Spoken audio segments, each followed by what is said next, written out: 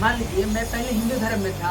और SC category से belong करता था और स्कूल से लेकर नौकरी तक मैंने एससी कैटेगरी का आरक्षण का लाभ लिया और अब मेरा विचार बदल गया है और मैं अब क्रिश्चियन धर्म में चला गया हूँ और क्रिश्चियन धर्म के सारे कल्चर फॉलो करता हूँ। डेली चर्च जाता हूँ, संडे को, शादी विवाह से लेकर सभी तरह के कल्चर मैं फॉलो करता हूँ। तो क्या अब मेरी एससी कैटेगरी की आरक्षण रहेगी या जाएगी? इस तरह के जितने भी जरूरी सवाल हैं आज इस वीडियो में बात करने वाला हूँ। पहला सवाल तो यह है कि कोई भी व्यक्ति हिंदू धर्म प्लस एससी कैटेगरी का जाति प्रमाण पत्र बनवा लेते हैं, क्या क्रिश्चियन धर्म प्लस एससी कैटेगरी का जाति प्रमाण पत्र बनेगा? तो इसका जवाब है कि नहीं बनेगा, क्योंकि संविधान में जो प्रावधान है उसके अकॉर्डिंग एससी कैटेगरी में सिर्फ उन्हीं लोग को रखा गया है जो धार्मिक रूप से या तो हिंदू है, सिख या फिर बुद्धिस्ट है। इसके अलावा क्रिश्चियन, इस्लाम या किसी भी अन्य धर्म को एससी कैटेगरी का मान्यता नहीं दिया गया है। इसका मतलब यह है कि कोई व्यक्ति पूरी तरह से क्रिश्चियन धर्म को फॉलो कर रहा है लेकिन सिर्फ आरक्षण लेने के लिए हिंदू धर्म प्लस एससी कैटेगरी के सर्टिफिकेट बनवाकर आरक्षण का लाभ उठा रहा है, तो वो संविधान के विरुद्ध है। संविधान को एक तरह से धोखा है, एक तरह से इलीगल है। दूसरा सवाल है कि नौकरी से पहले तो मैं हिंदू था, एससी कैटेगरी में था, लीगल रूप से मैंने आरक्षण का लाभ लिया, लेकिन अब मेरा विचार बदल गया है, मैं धार्मिक रूप से क्रिश्चियन बन गया हूँ। तो क्या मेरी नौकरी अब चली जाएगी या रहेगी? तो इसका जवाब है कि यदि आप स्वयं से सरकार को लिखित रूप में यह बता देते हैं कि मेरा विचार अब बदल गया है, मैं अब धार्मिक रूप से हिंदू नहीं बल्कि अब क्रिश्चियन बन गया हूँ, तो सरकार आप पर कोई कार्रवाई नहीं करेगी।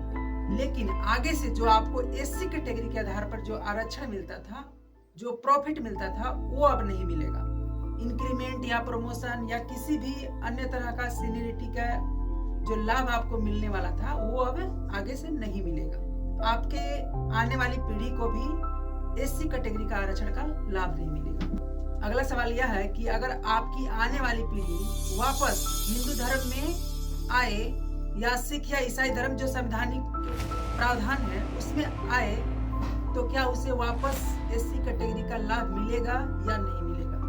तो इसका जवाब है इसके लिए आपको पूरी तरह से सेटिस्फाई करना पड़ेगा गवर्नमेंट को। डीएम या एसडीएम लेवल तक की जांच उस पर बैठेगी, वो सेटिस्फाई करेगी कि हाँ आप रियल रूप से आप अपना धर्म परिवर्तन कर चुके हैं। एक सवाल कॉमन है इसमें कि मान लीजिए आप अपना धर्म परिवर्तन कर लिए, क्रिश्चियन में चले गए, लेकिन आप गवर्नमेंट को नहीं बता रहे हैं, तो कैसे गवर्नमेंट जानेगा कि आप अपना धर्म चेंज कर चुके हैं, आप इलीगल रूप से आरक्षण का लाभ ले रहे हैं?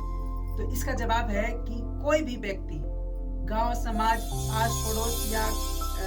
कानूनी रूप से कोई भी ऑफिस का आदमी, पंचायत का आदमी आपके खिलाफ यदि कंप्लेन कर दे, यदि शिकायत कर दे कि यह सिर्फ आरक्षण लेने के लिए हिंदू धर्म का जाति का सर्टिफिकेट बनवाता है और आरक्षण का लाभ लेता है, लेकिन पूरी तरह से यह क्रिश्चियन धर्म के कल्चर को फॉलो करता है, तो आपके खिलाफ गवर्नमेंट एक्शन ले सकती है। हाल ही में इलाहाबाद हाई कोर्ट ने सभी जिले के डीएम को यह नोटिस दिया है कि ऐसे सभी लोगों का पता लगाया जाए, आइडेंटिफाई किया जाए जो सिर्फ आरक्षण के लिए हिंदू धर्म के आधार पर अपना एससी कैटेगरी की जाति बनवाते हैं, लेकिन रियल रूप से वो क्रिश्चियन धर्म के कल्चर को फॉलो करते हैं। तो इस तरह का गवर्नमेंट का एक्शन स्वेच्छा से भी लिया जा सकता है और आइडेंटिफाई करने का कोशिश भी किया जा सकता है, और यह प्रोसेस कहीं भी हो सकता है ऑल ओवर इंडिया में। अगला सवाल यह है कि केवल हिंदू धर्म से सिख धर्म में या बुद्ध धर्म में, बुद्धिज्म में जाने वाले दलितों को ही एससी कैटेगरी का आरक्षण क्यों दिया जा रहा है संवैधानिक रूप से, बाकी क्रिश्चियन धर्म में या इस्लाम या किसी अन्य धर्म में जाने वाले दलितों को यह आरक्षण क्यों नहीं दिया जा रहा है? तो इसका जवाब है कि शुरू में जब संविधान बना था 1950 में जो लागू हुआ था, उसके अकॉर्डिंग सिर्फ हिंदू धर्म के दलितों को ही एससी कैटेगरी में रखा गया था, लेकिन बाद में 1956 में सिख लोगों ने धरना प्रदर्शन किया और उसमें से जो मजहबी सिख थे उन्होंने भी कहा कि हम पर भी सामाजिक रूप से अत्याचार हुए हैं, शोषण हुए हैं, तो उन्हें फिर एससी कैटेगरी में शामिल कर लिया गया।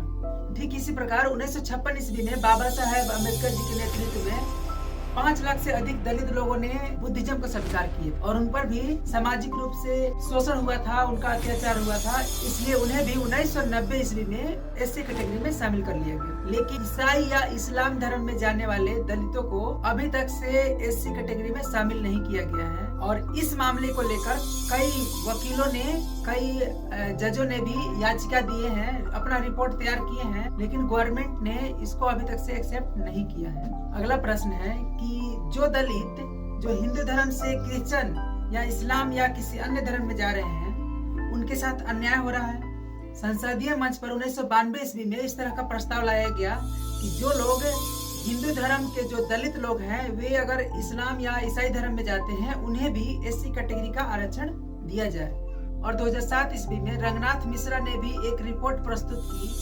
गवर्नमेंट को कि दलित, ईसाई और मुस्लिमों को भी एससी कैटेगरी का आरक्षण दिया जाए, लेकिन इस याचिका को इंडियन गवर्नमेंट ने रिजेक्ट कर दिया।